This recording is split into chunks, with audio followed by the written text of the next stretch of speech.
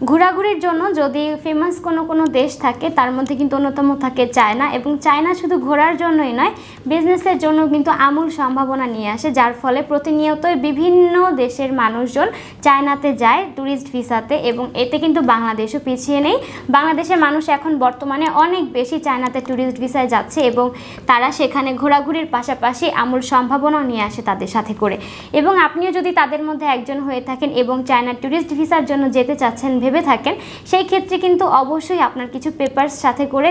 মানে এখনই জোগাড় করে ফেলা দরকার। তার মধ্যে আপনাদের অবশ্যই একটি ভ্যালিড পাসপোর্ট আনতে হবে, যেটাতে মিনিমাম আপনাদের একটা ভ্যালিডেশন থাকতে হবে 6 থেকে 7 মাসের, এবং সেই পাসপোর্টের ফটোকপিও আপনারা কিন্তু সাথে আনবেন, এবং আপনাদের অরিজিনাল একটি ব্যাংক স্টেটমেন্ট দেখাতে হয়, এবং তাতে অবশ্যই সলভেন্সিটা যেন 6 মাস অন্তত থাকে, এবং একটি ট্রেড লাইসেন্স লাগবে যারা বিজনেস করেন তাদের, এবং 3 সার্টিফিকেটের কপি আনবেন, এবং আপনাদের ভিজিটিং যে কার্ড থাকে অর্থাৎ বিজনেস কার্ড সেটাও কিন্তু লাগবে, এবং আপনাদের অফিসের প্যাড অথবা ফরওয়ার্ডিং লেটার আনবেন,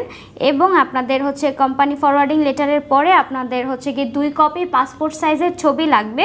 এবং আপনাদের ফটোকপি লাগবে আইডি কার্ডের। এক্ষেত্রে যারা স্টুডেন্ট রয়েছেন এটা কিন্তু তাদের জন্য মাস্ট একটা জিনিস, এবং প্রাইভেট সার্ভিসে যারা থাকে তাদেরও কিন্তু অবশ্যই আইডি কার্ড শো করতে হয়, এবং আপনাদের রিটার্ন এয়ার টিকিটটা লাগবে, এবং আপনাদের হোটেল বুকিংয়ের যে পেপার থাকে সেটা দেখাতে হয়। এছাড়া আপনাদের মোটামুটি সবই আমি বলে দিয়েছি আপনাদের কী কী জিনিস লাগবে যদি আপনি চায়নাতে যান।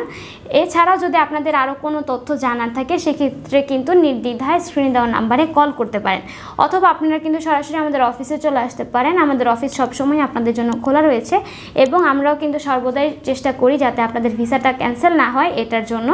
তাই